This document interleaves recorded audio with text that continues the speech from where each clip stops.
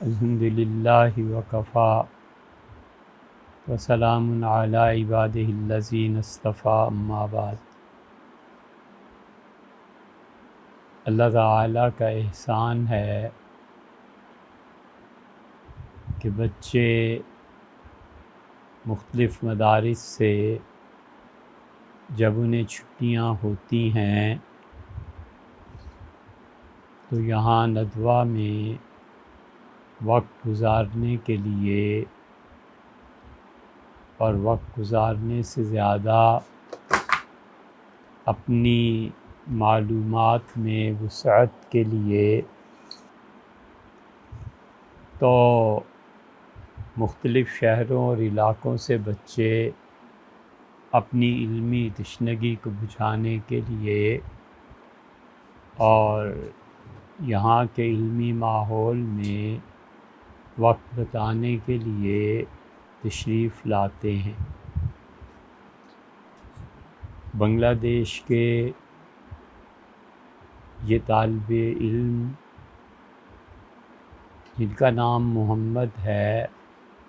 دارالعلوم کراچی میں تعلیم حاصل کر رہے ہیں اور وقتاً فوقتاً یہاں تشریف لاتے ہیں، اور ہم نے بارہا دیکھا کہ رات گئے تک یہ کتابوں کے مطالعے میں مصروف رہتے ہیں۔ ان کے حکم پہ آج کی یہ ایک مجلس منعقد کی گئی۔ 8 بجے ٹائم تھا اور ہم اس کے لیے وقت سے پہلے اپنی نشست پر موجود تھے، مگر معلوم نہیں یہ جدید آلات اور یہ چیزیں یہ لوگ ان میں مصروف تھے، حتیٰ کہ تقریباً آدھ گھنٹہ انہی کی مشغولیات میں گزر گیا۔ سوال نامہ جو انہوں نے ہمارے سامنے رکھا، 3 پہلے سوال ایسے ہیں جس پہ بات کرنا ہے، اور آخری 2 سوالات اس کا جواب آپ سے عرض کر دیں گے مگر مختصر۔ سوال یہ ہے کہ اسلامی تہذیب میں کتب خانوں کی اہمیت اور ان کا تاریخی کردار، اور مسلمانوں کی جانب سے کتب خانوں کا قیام اور کتابوں کے ذخیرے کو دی جانے والی اہمیت۔ برصغیر میں مسلمانوں کے قائم کردہ بعض اہم کتب خانے اور ان کی علمی خدمات، اور تیسرا سوال یہ کہ مخطوطات اور کتب خانوں سے متعلق حیرت انگیز حقائق اور برصغیر کے مسلمانوں کے نادر مخطوطات یورپ کے کتب خانوں اور عجائب گھروں تک کیسے جا پہنچے۔ ان تینوں سوالات کے جوابات شروع کرنے سے پہلے آپ بچے یہ جانتے ہوں گے کہ علم کی اہمیت کیا ہے۔ حضرت رسالت مآب صلی اللہ علیہ وسلم ہمیشہ ساری حیات طیبہ میں علم کے حصول پر زور دیتے رہے، اور کتاب و سنت کی جو تشریحات ہیں ان میں یہ بات بہت حد تک منضبط ہے۔ اللہ تعالیٰ نے حضرت رسالت مآب صلی اللہ علیہ وسلم کو سب کچھ عنایت فرمایا، اور کائنات میں وہ واحد ہستی جن پہ اللہ نے اپنے فضل کے دروازے کھول دیے، اور یہ سب کچھ ہونے کے ساتھ ساتھ اللہ نے اتنا کچھ دینے کے بعد بھی یہ بات ارشاد فرمائی کہ وَقُلْ رَبِّ زِدْنِی عِلْمًا، اور آپ ہم سے یہ دعا مانگتے رہیے کہ اللہ میرے علم میں اضافہ فرما۔ اور علم کا اضافہ کتاب کے ساتھ تعلق کے بغیر نہیں آتا، اور یہ بھی معلوم ہی ہے کہ شروع دن سے ہی کتابوں کی اہمیت کو سمجھایا گیا، اور اللہ نے اپنی پاک کتاب میں کتابوں کا بھی ذکر کیا، اور اللہ تعالیٰ نے نبی کریم صلی اللہ علیہ وسلم کو جن چیزوں کی تعلیم دی تھی انہیں بھی تحریر کی قید میں لانے کا حکم دیا۔ چنانچہ یہ فرمایا کہ فَلْيَكْتُبْ، لکھنے والے کو چاہیے کہ وہ لکھے، اور پھر نسبت اپنی طرف فرمائی کہ کما علمہ اللہ، اللہ نے جیسے کہ اسے لکھنا سکھایا ہے۔ تو تحریر، تقریر، لکھنا اور لوگوں کو علم کی طرف دعوت دینا یہ منصب نبوت تھا، اور نبوت کا ایک لازمی جز تھا۔ اور اب بھی جو لوگ کام کرتے ہیں اور علم کو پھیلاتے ہیں وہ در حقیقت نبوت کے اجزائے ترکیبی میں سے ایک بہت بڑا جز ہے جس پر کہ وہ کام کرتے ہیں۔ پھر حضرت رسالت مآب صلی اللہ علیہ وسلم نے یہ بھی بتا دیا کہ اگر تمہیں ایصال ثواب کرنا ہے اور جو لوگ اس دنیا سے گزر گئے ان کے لیے ایصال کرنا ہے، ثواب بھیجنا ہے، تو اس سلسلے میں بھی کتاب کا ارشاد فرمایا کہ جو کوئی کتاب لکھے گا یا اسے پڑھا جائے گا یا وہ کسی کو تحفے کے طور پر کتاب دے دیتا ہے تو یہ کتابوں کا پھیلاؤ اور بچوں کو تعلیم دینا اور کتابیں دینا یہ بہت بڑی نیکی ہے، جو کہ یہ خود ہی نہیں کر رہا بلکہ اپنے آباء و اجداد کو علم کا ثواب پہنچانے میں بھی ایک کام کیے چلا جا رہا ہے۔ اس لیے جن اقوام نے بھی دنیا میں ترقی کی ہے انہوں نے اپنے کتب خانوں پر زور دیا ہے اور اپنے بچوں کو کتب خانوں سے منسلک کیا ہے۔ حال ہی میں امریکہ میں بحر الکاہل میں اس سے کچھ 100 کلومیٹر جب اندر جائیں تو ایک جزیرہ دریافت ہوا ہے، اور اس جزیرے کا حال یہ ہے کہ سمندر کا جو ٹکڑا وہاں لگتا ہے اس کے کنارے پہ بہت بت ہیں، سینکڑوں بت اس میں دھسے ہوئے ہیں، اور جو ریسرچ ورک کرنے گئے تھے جب انہوں نے ان بتوں کو نیچے سے کھودا تو پورے مجسمے نکلے، اور ان مجسموں کے حصہ زیریں پہ اس زمانے کی کوئی تحریر موجود تھی۔ اب معلوم نہیں اس پہ کب تحقیق ہوگی، کب پتہ چلے گا کہ وہ جو وہاں چیزیں ہیں وہ کیا ہیں اور وہ کس زمانے کی تہذیب ہے، مگر تحریر پتہ دیتی ہے کہ اس وقت بھی لوگوں کو علم سے دلچسپی تھی۔ اسکندریہ کا کتب خانہ جس کے جلانے میں سیدنا عمر رضی اللہ عنہ پہ بھی الزام دھرتے ہیں، وہ کتب خانہ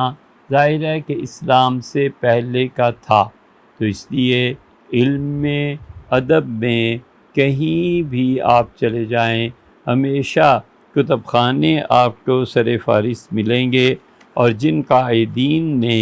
علم کے پھیلانے کا کام کیا ہے انہوں نے خاص طور پر اپنے ہاں کے کتب خانوں کو بہت زیادہ مضبوط رکھا ہے، اور اپنے زمانے میں علم کی تعلیم کے شعبے پر خاص طور پر توجہ دی ہے۔ چنانچہ ہم نے انڈیا آفس لائبریری لندن میں ایسی کتابیں دیکھیں جو اکبر بادشاہ کے اپنے ہاتھ کی لکھی ہوئی تھی، جو بابر بادشاہ کے اپنے ہاتھ کی تحریر شدہ تھی، اور ممکن ہوتا تو ہم ہر سال خاص طور سے وقت نکال کے انڈیا آفس لائبریری جاتے اور وہاں جا کر کچھ علم مزید بڑھاتے اور آپ لوگوں کو بتاتے کہ وہاں کیا کیا چیزیں 6 ماہ ہم نے لندن میں گزارے ہیں، اور صبح چلے جانا، شام کو اس سے واپس آنا جب کتب خانہ بند ہو جاتا تھا، اور دن بھر اس سارے کتب خانے کو چھانٹنا کہ اس میں کیا لکھا ہے اور کون سی چیزیں پڑھی ہیں۔ مگر جو جبر کی زندگی ہم گزار رہے ہیں اور جو ظالموں کی حکمرانی میں زندگی گزار رہے ہیں، انہوں نے واپسی پہ ہمارا سارا مال و متاع اس اعتبار سے چھین لیا کہ جو ہمارے ہینڈ بیگ میں جو کچھ مخطوطات کے متعلق تھا، انڈیا آفس لائبریری کا کارڈ تھا، فرینچ جو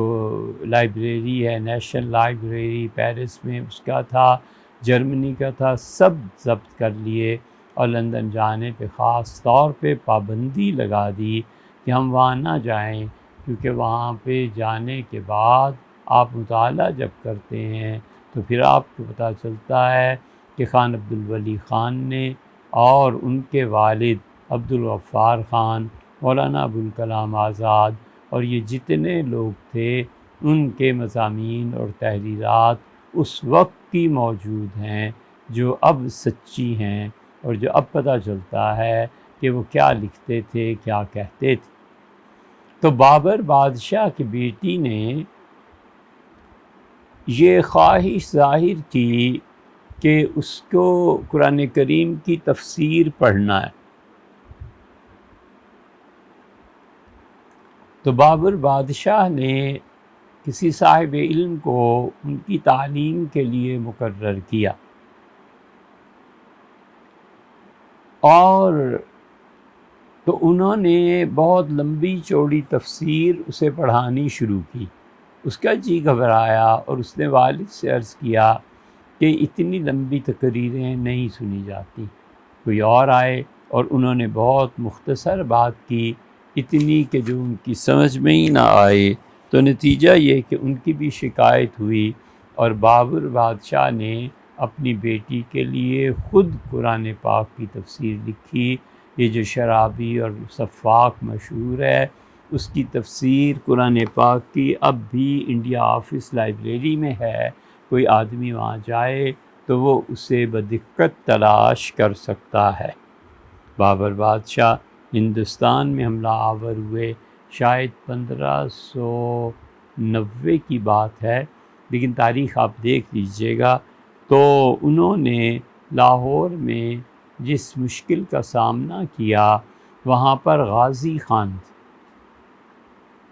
اور غازی خان علم میں اور اپنے کتب خانے کی وجہ سے بہت مشہور تھے، کہ غازی خان صاحب جو ہیں وہ کتابوں کے بہت شوقین ہیں۔ تو بابر بادشاہ جب قلعے میں داخل ہوئے تو انہوں نے وہاں پر سونا اور چاندی کے علاوہ سب سے بڑی چیز جو پائی، وہ انہوں نے دیکھا کہ کتابوں کے انبار لگے ہوئے ہیں، اور غازی خان کو شکست ہو چکی تھی، اور پھر انہیں پتہ چلا کہ یہ شخص تو شاعری کا اعلیٰ ذوق رکھتا تھا، اور ہر قسم کی عمدہ اور خوش خط کتابیں اس نے اپنے اس ذخیرے میں جمع کر رکھی تھی۔ ان میں سے بابر بادشاہ بہت خوش ہوئے اور بلا کر کتابیں تقسیم کی، اور اپنے ایسے بیٹے کو کتابیں دیں جس کا بہت بے نظیر کتب خانہ بعد میں ہوا پورے ہندوستان کی تاریخ میں۔ یہ ان کا بیٹا ہمایوں تھا یا ایک دو آدمی اور تھے جن کے کتب خانے اس ٹکر کے تھے۔ پھر حکم ہوا کہ میرے بیٹے کامران کو لایا جائے، اور شہزادہ کامران کو تو وہ جانتے تھے کہ وہ کابل میں ہیں، اس لیے انہوں نے فرمایا کہ باقی کتابیں کابل بھیجی جائیں تاکہ یہ بھائی علم سے محروم نہ رہے، اور چنانچہ کابل میں وہ کتب خانہ بھیجا گیا، اور ہمایوں نے اپنے علمی ذوق کے سبب جو کچھ کتب خانہ جمع کیا تو دہلی میں ہم دیکھنے گئے تھے، دہلی میں شیر شاہی قلعہ جو ہے اس میں اگر آپ جائیں، اور شیر منڈل کے نام سے 3 منزلہ عمارت ہم نے دیکھی تھی، معلوم نہیں اب کیا صورتحال ہوگی اس کی۔ تیسری منزل پہ ہمایوں بادشاہ نے اپنا کتب خانہ قائم کیا تھا، وہ اہل علم کو وہاں بلاتے تھے، بحث مباحثہ کرتے تھے، لیکن ہم جب پہنچے تو وہاں کوئی ایسی چیز موجود نہیں تھی۔ شاہی کتب خانے کا محتمم انہوں نے بنایا تھا، اور شاہی کتب خانے کا جو محتمم تھا باز بہادر اس کا نام تھا، کہ تزکے جہانگیری میں ہمایوں کے بیٹے جہانگیر اپنے والد کی جہاں علمی کاوشوں کا ذکر کرتے ہیں وہاں یہ تھا۔ اور ہمایوں اتنے کتابوں کے شوقین تھے کہ یہ جب کتب خانے جب یہ لوگ جہاد کے لیے جاتے تھے تو کتب خانے ساتھ لے کر چلتے تھے۔ بلبن بادشاہ کی جب پلٹن تقسیم کی جاتی تھی تو ایک پورا ونگ ہوتا تھا، ایک پورا ونگ ہوتا تھا اس کا جو مشتمل ہوتا تھا فوج پہ، ایک ونگ ہوتا تھا جو فوج کے لیے کھانے پینے کا سامان کرتا تھا، ایک ونگ ہوتا تھا جو بادشاہ کی حفاظت کرتا تھا۔ اور آپ کو حیرت ہوگی کہ بلبن بادشاہ اتنے ونگز کے ساتھ 2 ونگ اور رکھتا تھا، ایک ونگ اس کا پورا فوج کا ایک ٹکڑا ہوتا تھا جس میں اس وقت کے علماء کرام اور حضرت رسالت مآب صلی اللہ علیہ وسلم کی اولاد سادات کرام ہوتے تھے، اور وہ لوگ تھے جن کو بس اس لیے رکھا جاتا تھا کہ جب بھی کوئی کڑا وقت فوج پہ آ جائے تو آپ اللہ سے دعا مانگیں، نوافل ادا کریں اور سلطان وقت کی فتح کی دعا مانگیں۔ اور دوسرا ونگ ہوتا تھا جس میں کتب خانے لدے ہوئے ہوتے تھے، اور بلبن بادشاہ 400 طالب علم اپنے ساتھ لے کر چلتا تھا، اور نماز پڑھتے تھے، راستے میں رکتے تھے۔ اس کے بعد بلبن بادشاہ خود کتابیں پڑھاتا تھا، اور علماء تھے وہ بھی کتابیں پڑھاتے تھے۔ چنانچہ ایک مہینے کا فرض کر لو سفر ہے تو مہینے میں روز کتابوں کی تدریس ہوتی تھی، اور پورے راستے میں وہ لوگ علماء سے استفادہ کرتے تھے۔ یہی حال اس کا بھی تھا۔ چنانچہ حضرت شاہ ولی اللہ رحمۃ اللہ علیہ کا جو قصبہ ہے کھمبات، اس کے قریب جب ہمایوں پہنچے ہیں اور اس کا محاصرہ کیا ہے تو اس محاصرے میں جہاں ہمایوں بادشاہ کا ایک چھوٹا سا کتب خانہ بھی لدا ہوا تھا، اور ہمایوں اس سفر میں بھی حتیٰ کہ فوج لڑتی تھی اس کے بعد فرصت کے اوقات میں بھی وہ اپنے کتب خانے کا مطالعہ کرتے تھے۔ اور وہ یہاں جب پہنچے ہیں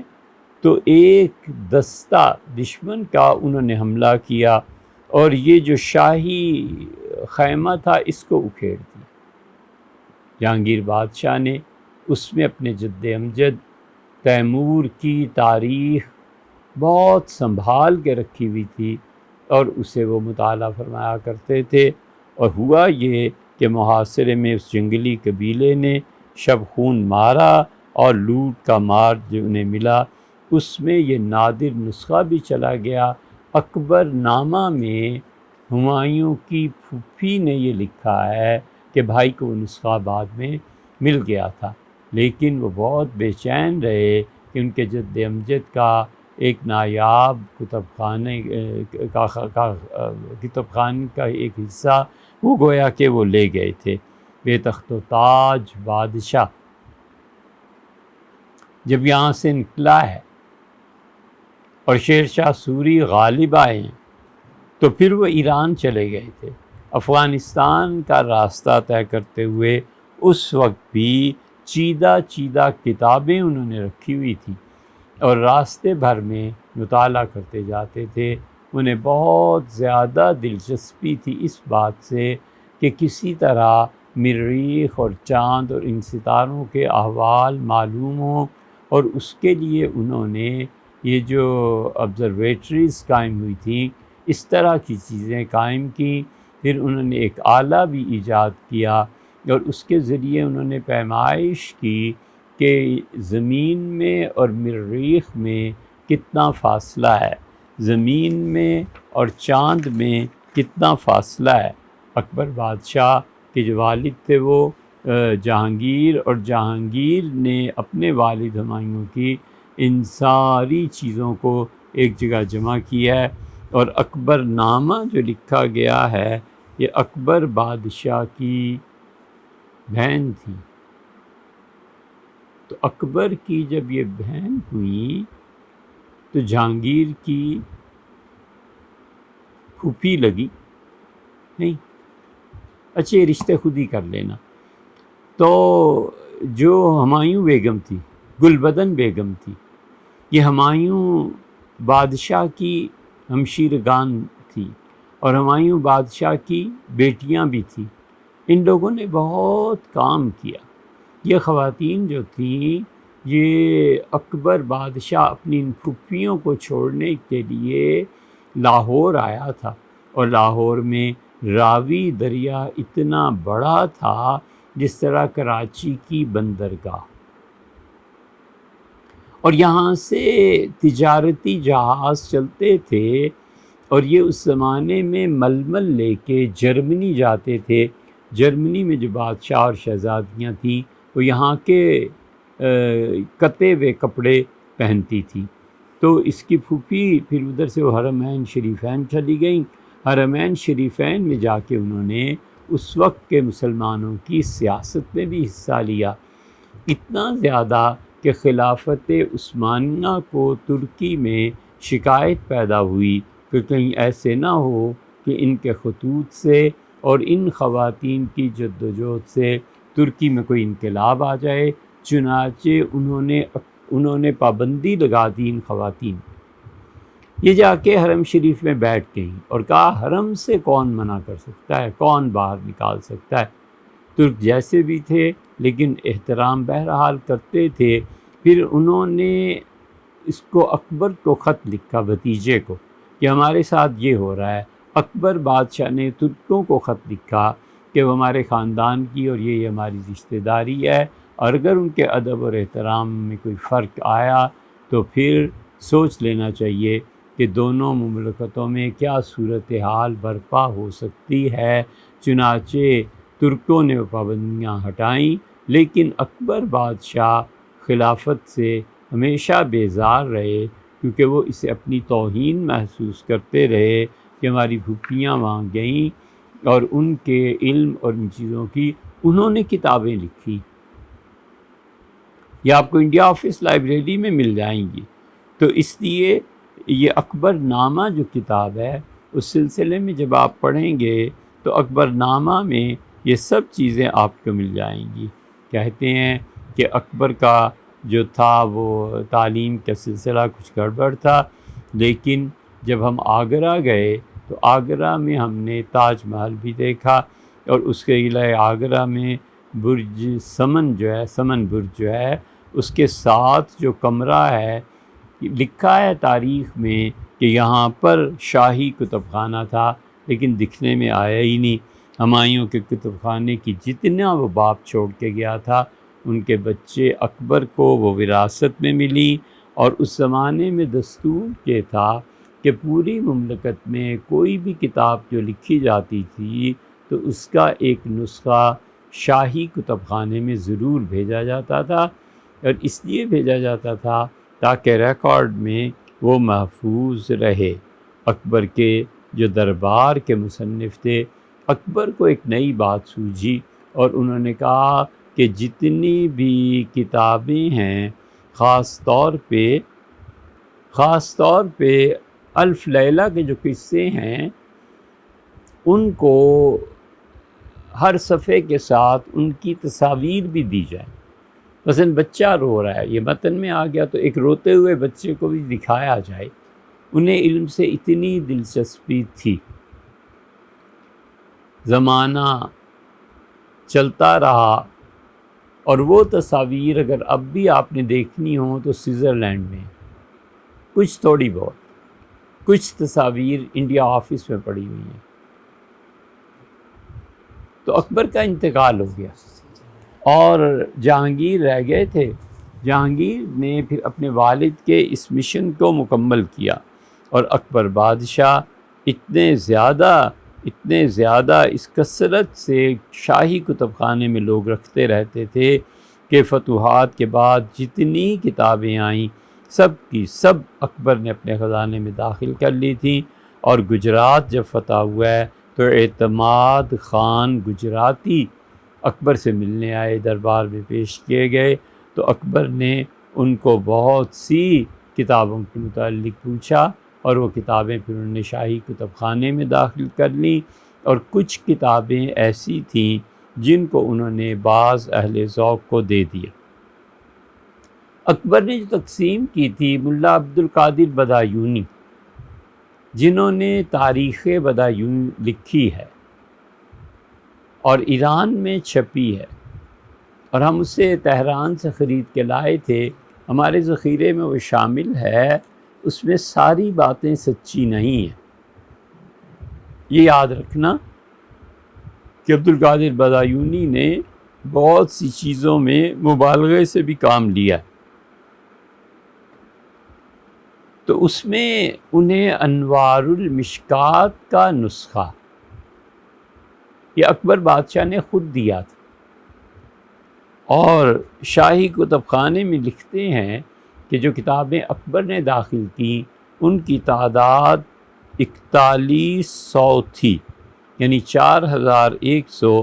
اور انہوں نے اکثر مصنفوں کے اپنے ہاتھ کی لکھی ہوئی چیزوں کا خود انتخاب فرمایا تھا۔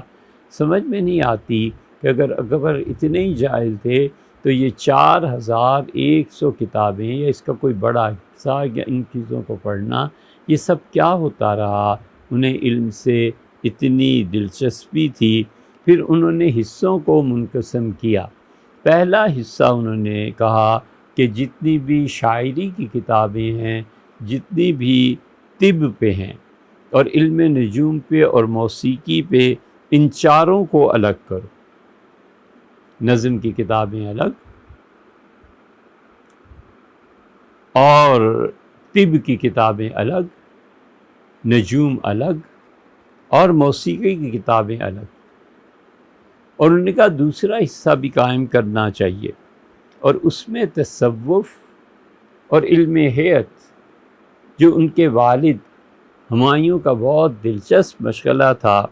اور ہندسہ، میتھمیٹکس، جیومیٹری، ان چیزوں کو الگ کروایا۔ اور تیسرے میں اس نے کہا صرف 3 کتابیں رکھی جائیں، اللہ کی کتاب کی تفسیر، حدیث اور فقہ کی کتابیں رکھی جائیں۔ تو یہ 3 حصوں میں انہوں نے اس چیز کو منقسم کیا، اور یہ بہت اچھی تقسیم تھی۔ بدایونی نے اپنی تاریخ میں خود لکھا ہے، بدایونی کی تاریخ اب ملتی نہیں ہے بچوں، اگر چاہیے ہو تو ایران کا سفر کرو، وہاں جب ہم گئے تھے آخری مرتبہ تو عام کتب خانوں میں پڑھی نظر آتی تھی۔ اکبر نے جو 4100 کتابیں داخل کی،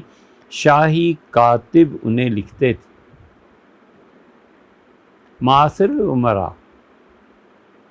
یہ بلگرامیوں کی ہے نا، بلگرامی کی ہے نا، کیوں نہیں پتہ میاں تمہیں؟ اتنی موٹی سی بات ہے،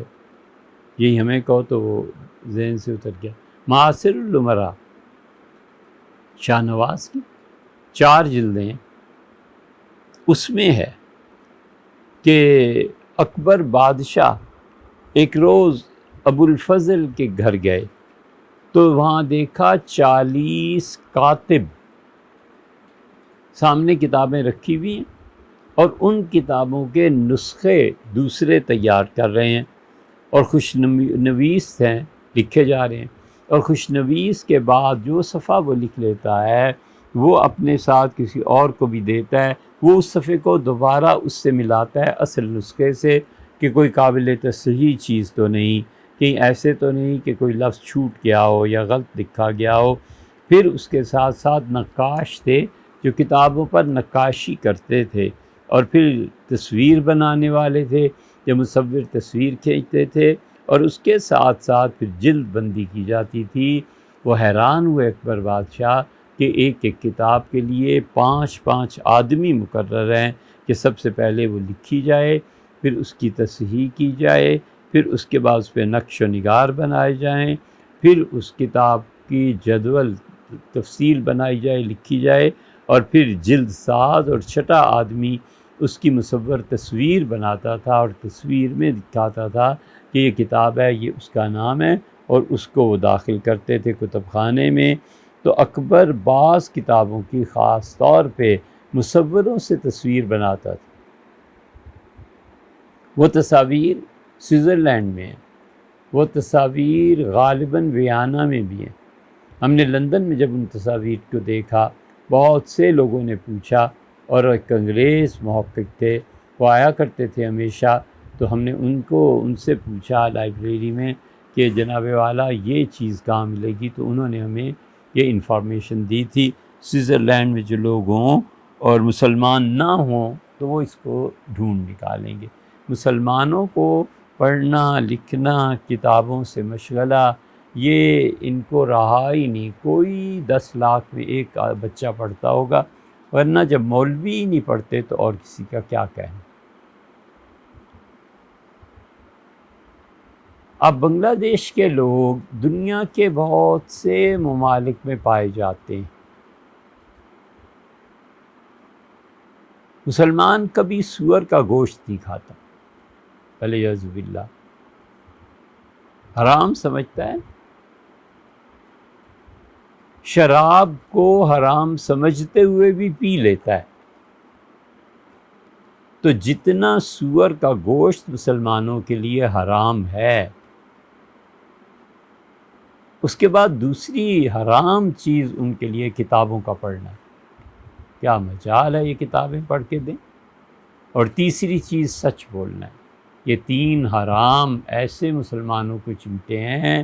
کہ بالکل اس کا ارتکاب نہیں کرتے، کتابوں کے قریب تک نہیں جاتے۔ ان کے شہروں کے شہر خالی ہیں اور ان کے پاس کوئی کتابوں کے ذخیرے نہیں ہیں۔ ان کی یونیورسٹیز خالی ہیں، 200-400 کتابیں رکھی ہوئی ہیں۔ جو یونیورسٹیز کے لڑکے ہیں وہ لائبریریز چھوڑ کے مختلف جگہوں پر جاتے ہیں۔ یہ ایسا دکھ اور المیہ ہے کہ ٹیس اٹھتی ہے دل میں۔ تو ہم کہتے ہیں کہ ظالموں، تم نے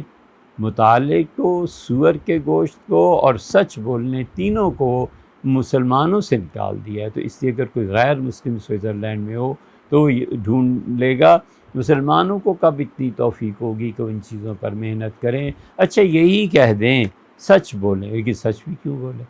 یہی کہہ دیں کہ ہم نے تحقیق کی اور نہیں ملا،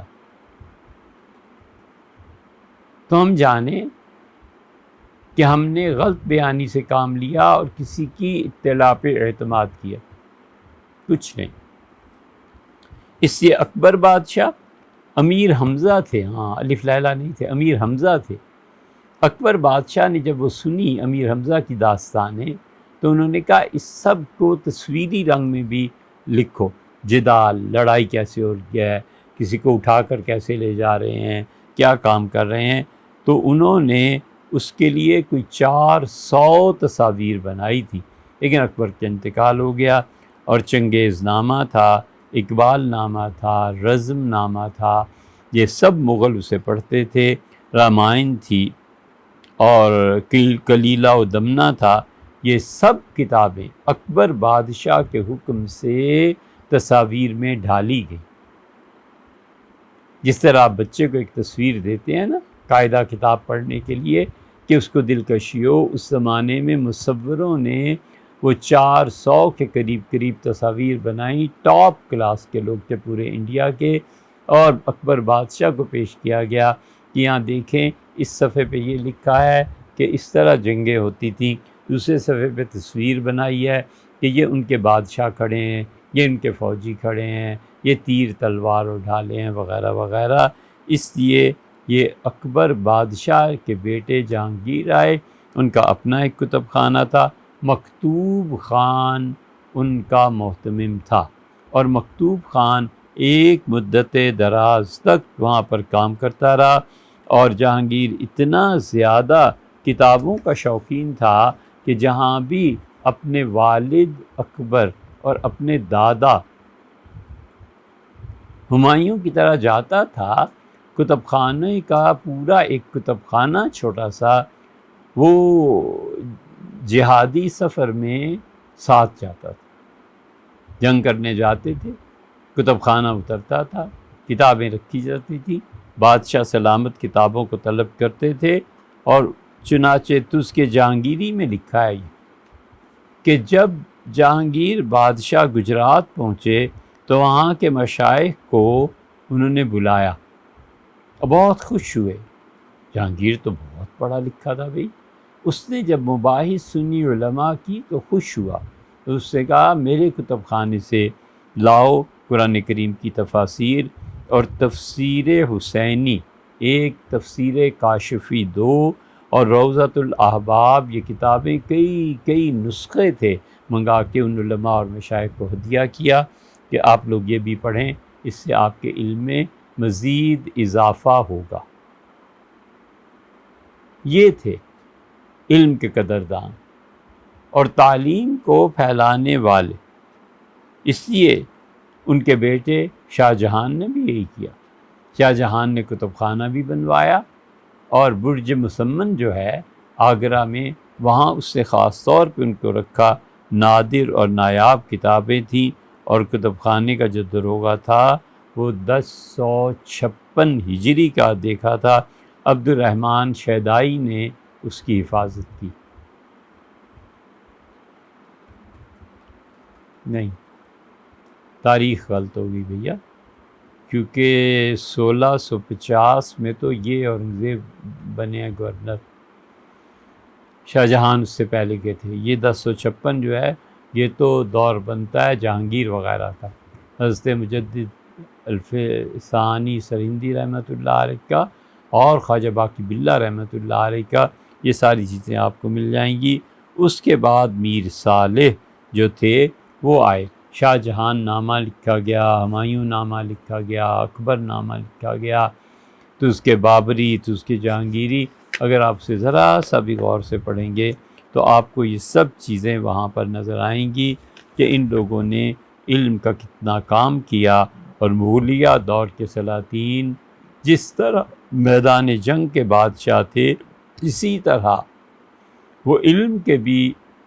بادشاہ تھے، علم پرور تھے، اور ان کے دربار میں ہر طرح کے لوگ رہتے تھے، اور ہر طرح کے علوم فنون پر وہاں پر بحث کی جاتی تھی۔ اس لیے یہ خیال کرنا چاہیے کہ یہ لوگ کس درجے اور پائے کے لوگ تھے۔ اب بھیا آدھ گھنٹہ پہلے انہوں نے لے لیا، ہم نے کہیں جانا تھا اور اب وقت آ گیا ہے۔ اگر آپ لوگ چاہیں تو یہ نشست پھر بھی رکھی جا سکتی ہے، نہ چاہیں تو بس اتنا کافی ہے۔ کتب خانوں کے متعلق جو آپ نے پوچھا تھا اس کا کم سے کم ذرا سا حصہ ہم نے بیان کر دیا، لیکن چونکہ پہلے سے ٹائم مقرر ہے، مزید وقت دینا ممکن نہیں رہا۔ بہت شکریہ، آپ نے باتیں سنی، بہت شکریہ، آپ نے اپنا وقت فارغ کیا اس کام کے لیے، اور اللہ تعالیٰ آپ کو بھی شوق بخشے، اور اللہ تعالیٰ آپ کو توفیق بخشے کہ اپنے قوم اور ملک کی خدمت کتب خانوں کے ذریعے سے کر سکیں۔